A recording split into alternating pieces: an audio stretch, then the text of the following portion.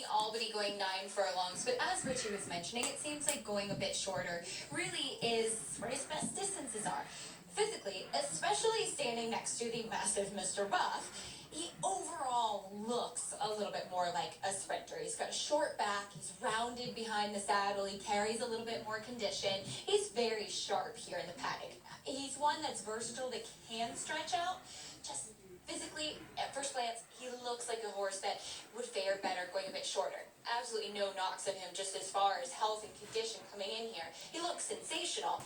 The number 4, Chestertown, I am very intrigued by, and I just felt that he was going to get a great trip in here today. The biggest thing with him is that he wants distance, but he's improved a lot mentally recently. And in the Peter Pan, he nearly took out my cameraman pup that day in the paddock. Just really revved up, really keyed up, and that had been a typical of him. Last time out, we saw improvement when he won this year's Albany. And today, it's like I'm looking at a different horse. He's been perfect. They do have him with a lip chain on, walked in with the cotton in his ears, which they actually took out once they got the tack on him. And he's acted like a perfect gentleman. Just physically an imposing type that, again, looks like he wants distance. And he's got that grinding running style that I think will fare well in this spot, especially if there is quite a bit of pace up front. They added the blinkers a couple back, just a regular shortcut. And it seems to have helped him just with focus. The mental maturity for Chestertown, though, I've seen just a big change in the last couple of races, especially today.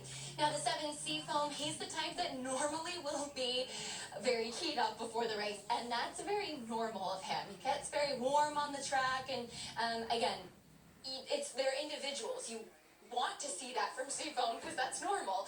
Seeing very much of the same today. In his coat, he looks beautiful. He's really just kind of pulling, wanting to do more, almost kind of prancing on the walking ring here. The 2 handlers trying to give a good hold on him as he walked in with the training saddle on to kind of just keep him settled. But I remember after that win last time out, speaking to Christophe Clement, he said the whole family is kind of like that they'll get really revved up beforehand, get pretty warm, and he just screams the look of a horse that is going to be sharp out of the gate.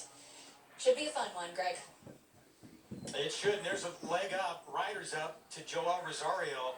And it's interesting, we were just talking about it here as